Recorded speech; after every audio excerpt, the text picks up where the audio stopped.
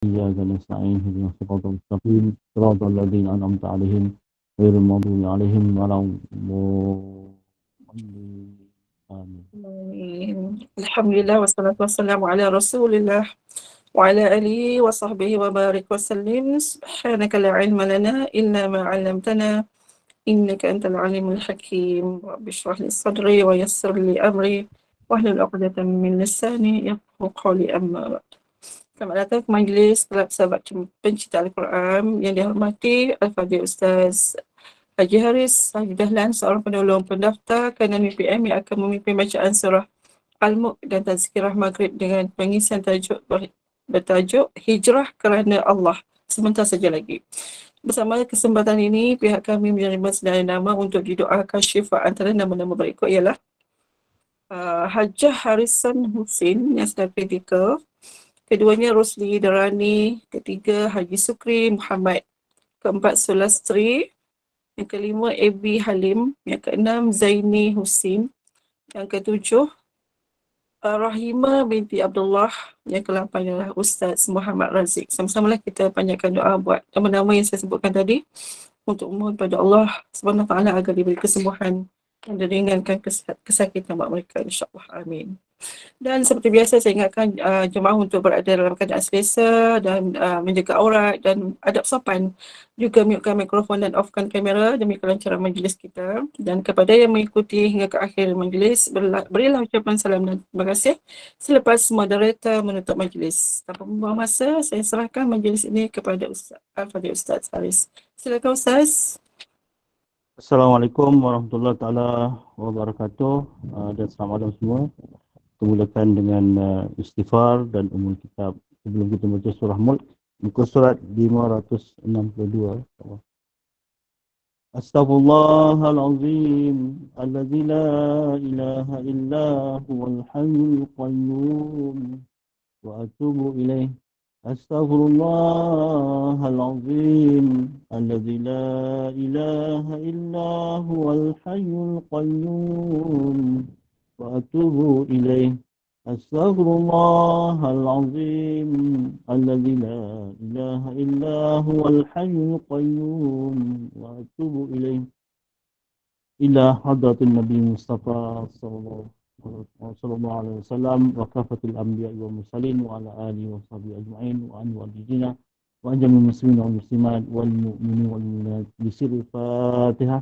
A'udzu billahi minasy syaithanir rajim. Bismillahir rahmanir rahim. Alhamdulillahi rabbil alamin. Ar-Rahmanir Rahim. Maliki yaumiddin. إياك نعبد وإياك نستعين اهدنا الصراط المستقيم صراط الذين أنعمت عليهم غير المغضوب عليهم ولا الضالين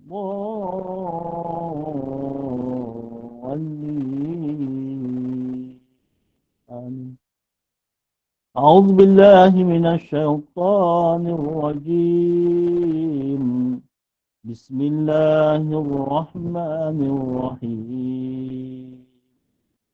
تبارك الذي بيده الملك وهو على كل شيء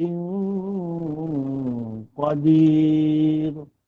الذي خلق الموت والحياة ليبلوكم أيكم أحسن عملا وهو العزيز الغفور. الذي خلق 7 سماوات طباقا ما ترى في خلق الرحمن من تفاوت فارجع البصر هل ترى من فطور ثم ارجع البصر كرتين ينقلب إليك البصر خاسئا وهو حسير. ولقد زينا السماء الدنيا بمصابيح وجعلناها رجوما للشياطين فأعتدنا لهم عذاب السعير وللذين كفروا بربهم عذاب جهنم وبئس المصير إذا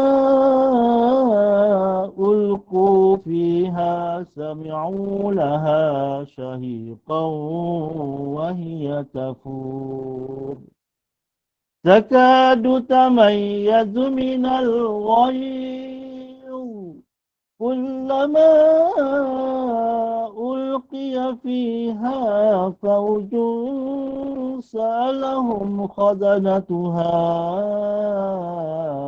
ألم يأتكم نذير قالوا بلى قد جاءنا نذير فكذبنا وقلنا ما نزل الله من شيء إن أنتم إلا في ضلال كبير وقالوا لو كنا نسمع أو نعقل ما كنا في أصحاب السعير فاعترفوا بذنبهم فسحقا لأصحاب السعير إن الذين يخشون ربهم بالغيب لهم مغفرة وأجر كبير وأسروا قولكم أو اجهروا به إنه عليم بذات الصدور ألا يعلم من خلق وهو اللطيف الخبير هو الذي جعل لكم الأرض ذلولا فامشوا في مناكبها وكلوا من رزقه وإليه النشور أأمنتم من في السماء أن يخسف بكم الأرض فإذا هي تمور أم أمنتم من في السماء أن يرسل عليكم حاصبا فستعلمون كيف نذير ولقد كذب الذين من قبلهم فكيف كان نكير أولم يروا إلى الطير فوقهم صافات ويقبض ما يمسكهن إلا الرحمن إنه بكل شيء بصير أمن هذا الذي هو جند لكم ينصركم من دون الرحمن إن الكافرون إلا في غرور أمن هذا الذي يرزقكم إن أمسك رزقه بل لجوا في عتو ونفور أفمن يمشي مكبا على وجهه أهدى أمن يمشي سويا أمن يمشي سويا على صراط مستقيم. قل هو الذي أنشأكم وجعل لكم السمع والأبصار والأفئدة قليلا ما تشكرون. قل هو الذي ذرأكم في الأرض وإليه تحشرون. ويقولون متى هذا الوعد إن كنتم صادقين. قل إنما العلم عند الله وإنما أنا نذير مبين. فلما رأوه زلفة سيئت وجوه الذين كفروا وقيل هذا الذي كنتم به تدعون. قل أرأيتم إن أهلكني الله ومن معي أو رحمنا فمن يجير الكافرين من عذاب أليم. قل هو الرحمن آمنا به وعليه توكلنا فستعلمون من هو في ضلال مبين. قل أرأيتم إن أصبح ماؤكم غورا فمن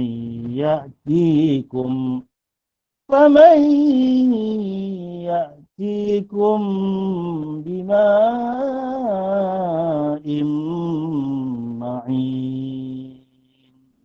صدق الله العظيم. الفاتحة. أعوذ بالله من الشيطان الرجيم. بسم الله الرحمن الرحيم. الحمد لله رب العالمين الرحمن الرحيم مالك يوم الدين. إياك نعبد وإياك نستعين. اهدنا الصراط المستقيم صراط الذين أنعمت عليهم غير المغضوب عليهم ولا الضالين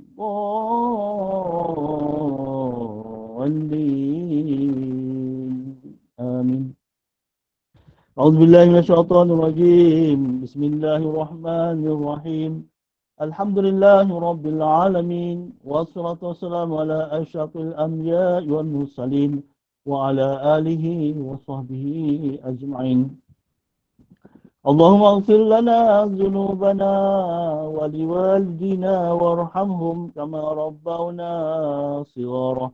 من جميع المسلمين والمسلمات والمؤمنين والمؤمنات برحمتك يا أرحم الراحمين.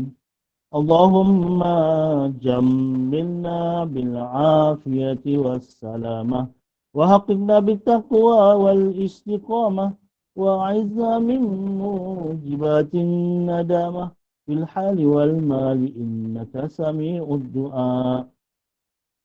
ربنا ظلمنا أنفسنا وإن لم تغفر لنا وترحمنا لنكونن من الخاسرين. ربنا لا تزغ قلوبنا بعد إذ هديتنا وهب لنا من لدنك رحمة إنك أنت الوهاب. اللهم أعنا على ذكرك وشكرك وحسن عبادتك. اللهم إنا نسألك سلامة في الدين والدنيا والآخرة وعافية في الجسد وزيادة في العلم وبركة في الرزق وتوبة قبل الموت ورحمة عند الموت ومغفرة بعد الموت. اللهم هون علينا يا الله في سكرات الموت اللهم هون علينا يا الله في سكرات الموت والنجاة من النار والعفو عند الحساب. اللهم اختم لنا بحسن الخاتمة ولا تختم علينا يا الله بسوء الخاتمة. اللهم أرنا الحق حقا وارزقنا اتباعه وأرنا الباطل باطلا وارزقنا اجتنابه. اللهم ya Allah, ya Rahman, ya Rahim, ya Allah, ya Allah, ya Allah, ampunkanlah dosa-dosa kami, ya Allah. Ya Allah, ampunkanlah dosa pasangan hidup kami, ya Allah. Ampunkanlah dosa zuriat kami, ya Allah. Anak cucu kami, zuriat keturunan kami, ya Allah. Ampunkanlah dosa mereka, ya Allah. Ya Allah, ampunkanlah dosa kedua ibu bapa kami, ya Allah, yang telah membesarkan kami, ya Allah, dengan didikan agama, ya Allah. Ya Allah, kasihilah mereka, ya Allah, sebagaimana mereka mengasihi kami semasa kami kecil, ya Allah. Allahumma ya Allah, ya Rahman, ya Rahim, ya Allah, ampunkanlah dosa saudara-saudara kami, rakan-rakan kami, ya Allah. Ya Allah, rakan-rakan kami yang ada bersama dengan kami di alam maya ini, ya Allah, ampunkanlah dosa-dosa mereka, ya Allah. Perbanyakkanlah harta dan rezeki mereka, ya Allah. Perbanyakkanlah anak dan cucu-cucu mereka, ya Allah. Dan juga, ya Allah, keberkatilah apa sahaja yang kau berikan kepada mereka dengan keberkatan yang berpanjangan, ya Allah. Allahumma ya Allah, ada di kalangan kami ini, ya Allah, sahabat-sahabat kami yang sedang diuji dengan berbagai penyakit, ya Allah. Maka sembuhilah mereka, ya Allah, dengan kesembuhan yang segera, yang tidak mendatangkan mudarat yang lain, ya Allah. Ya Allah, ya Rahman, ya Rahim, ya Allah, sembuhkanlah sahabat kami yang sedang kritikal di ward ICU hospital ini, ya Allah. Hajah Harisun Hussein, ya Allah, bantulah dia, ya Allah, untuk sembuh kembali, ya Allah. Pemudahkanlah urusan dia, ya Allah. Juga sahabat kami Rosli Delani, Haji Syukri Muhammad, Zulastri, Ebi Halim, Zaini Hussein, Arahima binti Abdullah dan Ustaz Muhammad Razik, ya Allah. Mereka semua sedang diuji dengan penyakit, ya Allah. Maka sembuhilah mereka dengan kesembuhan yang baik, ya Allah. Memudahkanlah usaha mereka, ya Allah, dan tambahkanlah hati keluarga mereka, ya Allah, dalam menghadapi ujian-Mu ini, ya Allah. Allahumma ya Allah, begitu juga sahabat-sahabat dan kawan-kawan kami yang tidak disebutkan namanya, ya Allah, kau sembuhilah mereka dari penyakit-penyakit yang mereka hadapi ini, ya Allah. Ya Allah, pemudahkanlah segala urusan mereka, ya Allah, kau tabahkanlah hati penjaga-penjaga yang menjaga mereka ataupun keluarga mereka ketika menghadapi ujian seperti ini, ya Allah. Allahumma ya ghani hamid, ya mubdi ya mu'id, ya wadud, ya zul arshil majid, ya fa'alun lima yurid. اكفنا بحلالك عن حرامك وأغننا بفضلك عمن سواك واحفظنا بما حفظت به الذكر وانصرنا بما نصرت به الرسل إنك على كل شيء قدير. ربنا آتنا في الدنيا حسنة وفي الآخرة حسنة وقنا عذاب النار. وصلى الله على سيدنا محمد وعلى آله وصحبه وسلم والحمد لله رب العالمين. Ya Rabbal Alamin. A'udzubillahi minasyaitonir rajim. Bismillahirrahmanirrahim. Alhamdulillahirabbil alamin. Wassalatu wassalamu ala asyrafil anbiya'i wal mursalin wa ala alihi wa sahbihi ajma'in. Wa bihi nasta'in wa la 'udwana illa 'alal zalimin. Asyhadu an la ilaha illallah wahdahu la syarika lahu wa asyhadu anna Muhammadan 'abduhu wa rasuluh. Allahumma shalli wa sallim ala sayyidil mursalin wa ala alihi wa sahbihi ajma'in. Rabbi shrah li sadri wa yassir li amri wa hlul 'uqdatam min lisani yafqahu qawli. Amma ba'd. Alhamdulillah, syukur kita kehadrat Allah Taala kerana telah menggunakan kesihatan kepada kita untuk bersama dalam sidang maya kita pada hari ini. Mudah-mudahan apa yang kita bacakan, apa yang kita amalkan pada hari ini, Allah Ta'ala menerimanya dengan pahala yang berlipat kali ganda. Allah Ta'ala memberkati rezeki kita, insyaAllah. tuan-tuan dan puan-puan yang sedang hadirin, sedang maya sekalian. InsyaAllah pada malam ini saya nak sentuh sedikit tentang hijrah, iaitu hijrah kerana Allah. Hari ini mungkin kupasan-kupasan itu mungkin ada juga persamaan dengan ustaz-ustaz yang lain. Ada juga persamaan dengan pentazkirah yang lain. Ianya juga sebagai peringatan untuk kita semua lah. Peringatan untuk Ustaz Tinggi dan juga perempuan.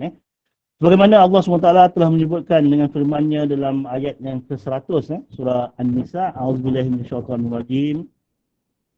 وَمَنْ يُهَاجِرْ فِي سَبِيلِ اللَّهِ يَجِدْ فِي الْأَرْضِ مُرَاغَمًا كَثِيرًا وَسَعَةً وَمَنْ يَخْرُجْ مِنْ بَيْتِهِ مُهَاجِرًا إِلَى اللَّهِ وَرَسُولِهِ ثُمَّ يُدْرِكْهُ الْمَوْتُ فَقَدْ وَقَعَ أَجْرُهُ عَلَى اللَّهِ وَكَانَ اللَّهُ غَفُورًا رَحِيمًا. Yang maksudnya barang siapa berhijrah di jalan Allah, nescaya mereka dapati di muka bumi ini tempat hijrah yang luas dan rezeki yang banyak. Dan barang siapa wa may yakhruj min baitihi muhajiran ila Allah, dan barang siapa yang keluar dari rumahnya dengan maksud berhijrah kepada Allah dan Rasulnya, kemudian thumma yudrikul maut, kemudian kematian itu menimpanya, yakni sebelum sampai ke tempat yang dituju, faqad waqa'a ajruhu 'ala Allah, maka sungguhnya telah tetaplah pahalanya di sisi Allah. Wa kana Allahu ghafurur rahima, dan adalah Allah Taala itu Tuhan yang Maha Pengampun lagi Maha Penyayang. Ayat ini jelas menunjukkan kepada kita tentang hijrah secara fizikal. Hijrah iaitu kita berpindah daripada sesuatu negeri ke negeri yang lain dengan maksud untuk perjuangan agama kita, fisabilillah, untuk memperjuangkan agama kita demi kerana Allah Subhanahu Wa Taala. Kemudian timbul di situ persoalannya, bagaimana hijrah yang kita faham sekarang? Bagaimana hijrah yang kita faham sekarang? Itu di zaman Rasulullah SAW, hijrahnya daripada satu negeri ke negeri yang lain untuk menyelamatkan agamanya, untuk membina sebuah negara ini dikenal sebagai daulah Islamiah. Tapi sekarang ini semuanya itu telah pun berjalan. Semuanya itu telah pun bergerak. Cuma daulah Islamiah itu sahaja yang masih lagi belum lagi bangun, kerana telah dijajah oleh orang-orang kafir. Maka di situ kita juga boleh menyiapkan diri kita untuk hijrah ini. Tapi hijrah bagaimana maksudnya?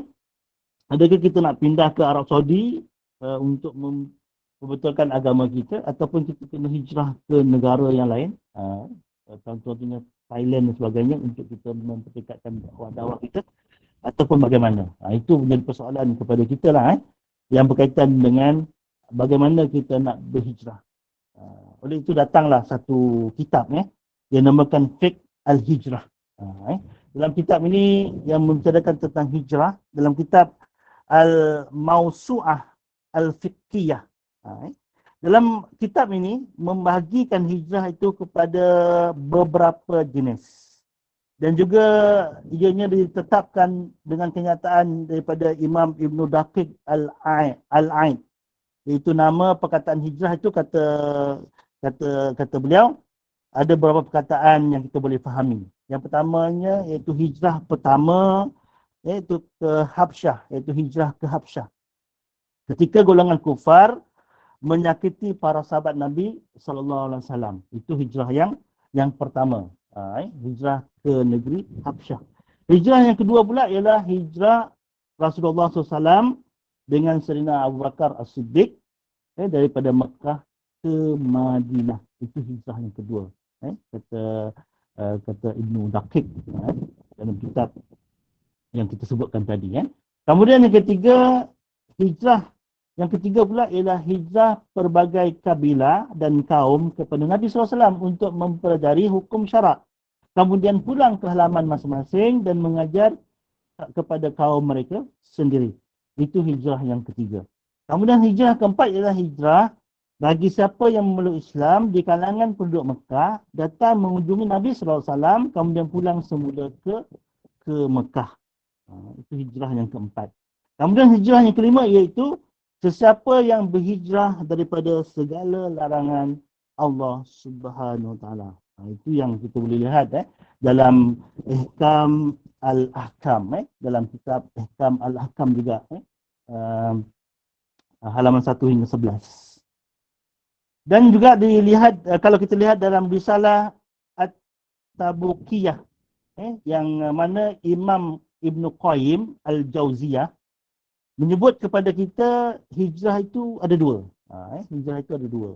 Yang pertamanya hijrah dengan tubuh badan dari sebuah negeri ke sebuah negeri yang lain. Itu yang pertamanya. So contohnya tadilah hijrah sahabat ke Habsyah, hijrah Rasulullah SAW dengan sahabatnya Abu Bakar Siddiq ke Madinah, hijrah juga daripada kabilah-kabilah lain ke Madinah untuk belajar ilmu syarak dan untuk mengajar kepada kaumnya pula. Kemudian hijrah kaum Mekah yang telah mengenal Islam ke Madinah untuk belajar dengan Nabi SAW, kemudian pulang balik ke Mekah. Kemudian hijrah sesiapa yang untuk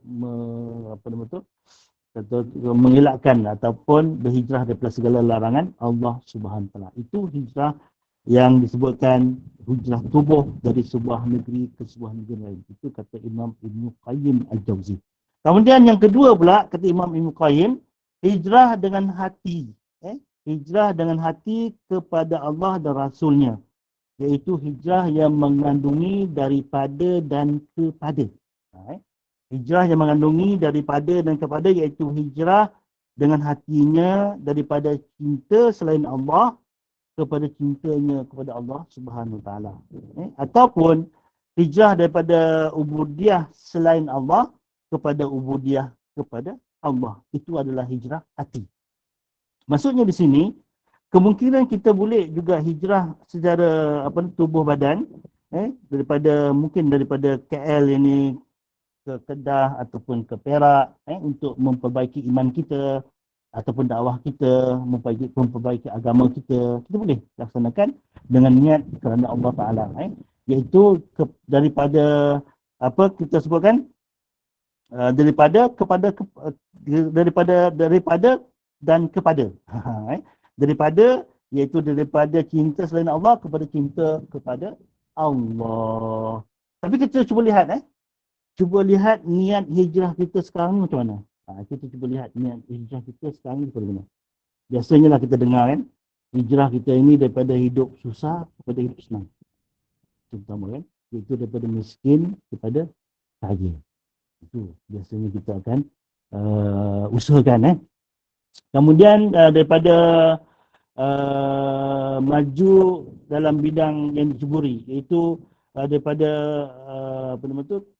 rugi kepada untung. Daripada rugi kepada untung. Seperti daripada rugi perniagaan, kita berhijrah supaya mendapat untung dari perniagaan. Ataupun daripada kita pegawai-pegawai biasa kepada yang lebih tinggi, naik pangkat yang lebih tinggi. Itu biasanya kita akan lakukan hijrah. Okey, ataupun daripada rumah kecil kepada rumah besar. Itu pun juga kita mengatakan hijrah. Iaitu ataupun daripada kereta kancil kepada kereta Honda. Itu pun hijrah juga. Tapi apakah hijrah yang dimaksudkan itu menepati hukum syarak ataupun tidak? Itu yang kita sekarang ni kita tengah fikir betul-betul hijrah kerana Allah itu macam mana. Hijrah kerana Allah itu bagaimana. Itu sebablah kalau kita lihat tentang perkara ini contohnya lah macam kita ni selalu usahakan solat duha. Kalau kita selalu usahakan solat duha setiap hari dan solat tahajud setiap malam kita usahakan. Tapi niat kita apa? Supaya kita ini dapatkan keampunan dari Allah Ta'ala dan supaya rezeki kita diberkati kan. Supaya kita dapat rezeki yang banyak. kadang-kadang seolah-olah kita berarti solat duha itu daripada solat fardu pula. Solat duha tu kita tepat betul-betul masa tu pagi tu mesti buat solat duha. Tapi masalah solat fardu kita abaikan. Zuhur kadang-kadang dekat waktu asar, asar kadang-kadang dekat waktu maghrib. Itu pula yang kita lakukan. Itu sepatutnya tak boleh lah. Kalau kita nak kerjakan solat tu, alhamdulillah kita boleh kerjakan, tapi yang wajib, yang sunat tu jangan kita ketepikan. Ataupun kita solat tahajud, bangun tengah malam, tapi subuh kita terlepas. Kata orang tu bangun pukul 3-4 pagi kan, lepas tu tidur sekejap, langsung matahari dah naik segala kan. Di situ kita kena lihat balik bagaimana maksud hijrah itu bagaimana. Sebablah kalau kita tanya, ada seorang tabi'in itu ditanya oleh orang kan, bagaimana kamu lihat sahabat Nabi SAW ini daripada ayat Quran ni, daripada ayat Quran yang dibaca ni, mana ayat yang paling takut para sahabat ini bila dengar? Apa dia? Ada tabi'in ini adalah ayat 15 dan 16 surah Hud. Yang ini pun selalu kita bicarakan, iaitu ayat وَمَنْ كَانَ يُرِيدُ الْحَيَاةَ الدُّنْيَا وَزِينَتَهَا نُوَفِّ إِلَيْهِمْ أَعْمَالَهُمْ فِيهَا وَهُمْ فِيهَا لَا يُبْخَسُونَ أُولَئِكَ الَّذِينَ لَيْسَ لَهُمْ فِي الْآخِرَةِ إِلَّا النَّارُ وَحَبِطَ مَا صَنَعُوا فِيهَا وَبَاطِلٌ مَا كَانُوا يَعْمَلُونَ. Ayat 15 dan 16 ini memberi maksud kepada kita, man kana yuridul hayatad dunya. Barang siapa yang berkeadaan usahanya itu semata-mata berkehendak kehidupan dunia dan perhiasannya, wazinataha nuwaffi ilaihim a'malahum fiha. Maka kami, kata Allah Ta'ala, akan sempurnakan hasil usaha mereka di dunia, dan mereka tidak akan dikurangkan, dirugikan sedikit pun padanya. Ulaika alladzina laysa lahum fil akhirati illan nar. Tapi kata Allah Ta'ala, mereka ini orang-orang yang tidak ada baginya pada hari akhirat kelak selain daripada azab api neraka. Wa habita ma suna'u fiha wa batilum ma kanu ya'malun.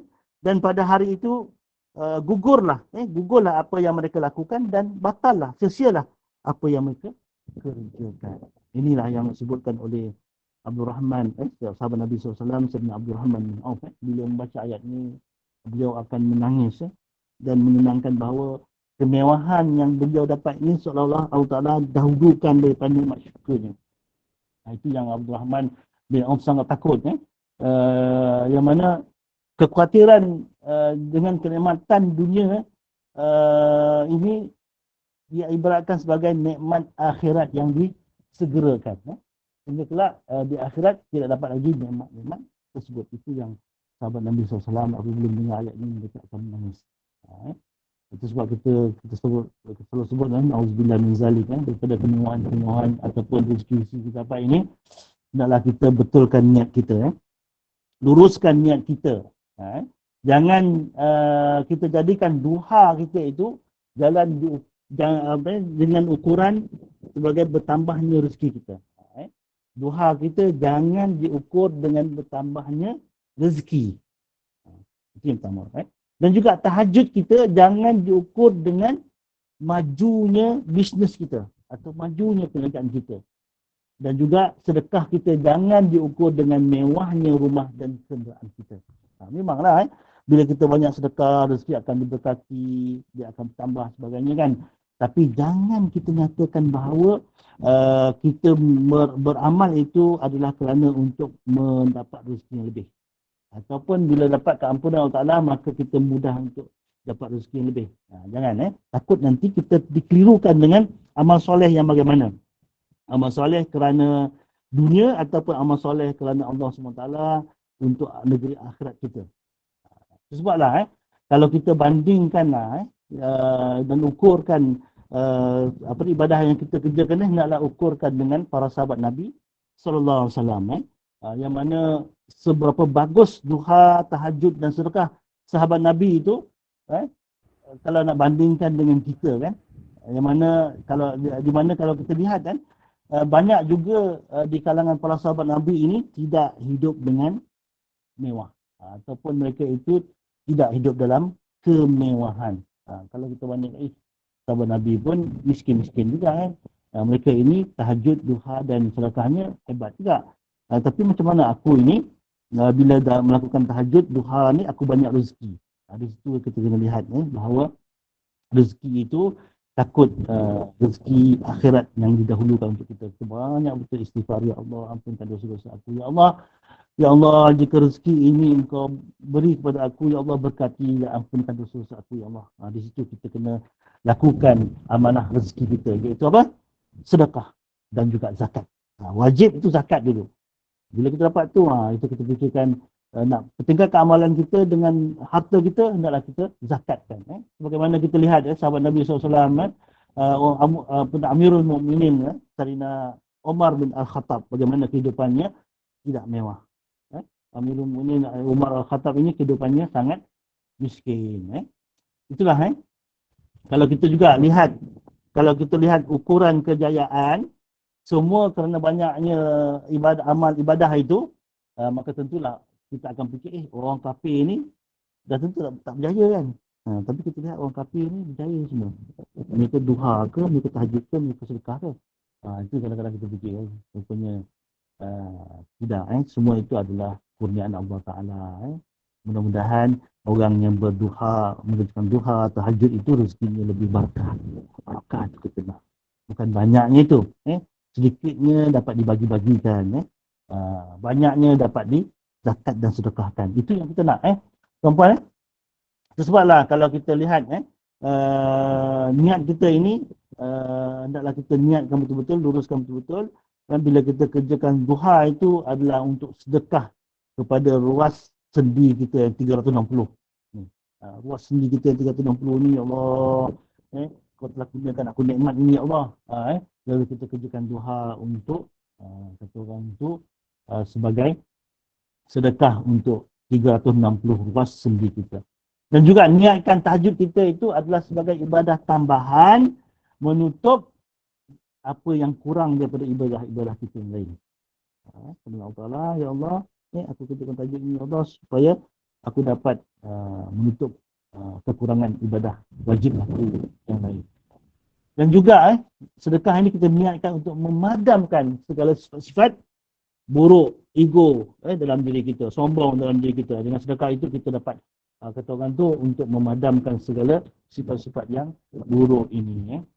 Sebablah dalam kehidupan kita ini, kalau kita lihat daripada apa yang dikatakan oleh Tuan Guru Haji Rosli Sirun, beliau ada mengatakan kepada kita, kalaupun kita pandai, katanya, janganlah bercakap sangat. Kalaupun kita berani, janganlah ditunjuk sangat. Kalaupun kita bodoh, janganlah diterangkan sangat. Kalaupun kita kaya, janganlah diheboh-hebohkan sangat. Kalau kita miskin, janganlah diketarakan sangat. Di situlah sama-samalah kita betulkan niat kita, hijrah kerana Allah Subhanahu Wa Taala.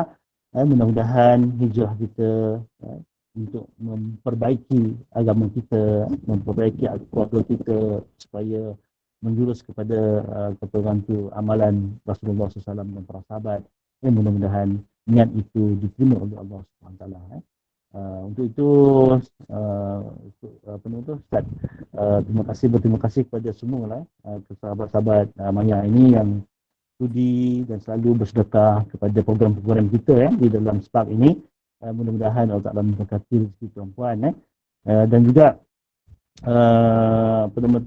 kalau kita nak meneruskan kuliah-kuliah kita sebegini, ada baiknya juga ada berkata orang tu perkongsian ilmu secara online yang memudahkan kita, tak payah nak start enjin kereta untuk pergi masjid dan sebagainya. Bukan tak boleh pergi masjid, tapi ini ada satu kata orang tu alternatif yang lain yang kita boleh gunakan untuk memperdalami ilmu kita di dalam Spark ini.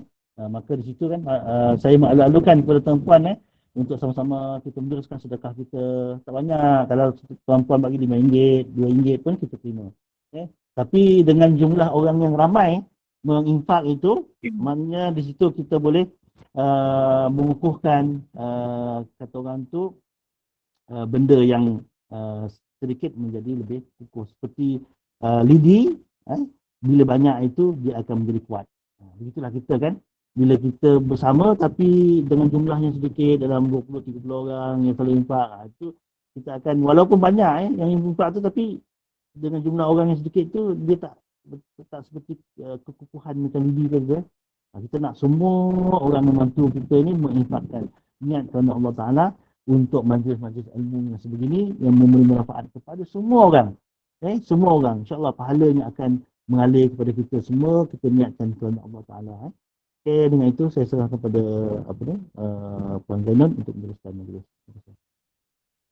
Baik, terima kasih Ustaz. Alhamdulillah, terima kasih Al-Fadhil Ustaz Haji Haris atas kesudian memimpin bacaan surah Al-Mulk kita tadi dan juga tazkirah maghrib, iaitu peninggalah dari penghijrahan Rasulullah SAW sebagai inspirasi kita untuk terus melakukan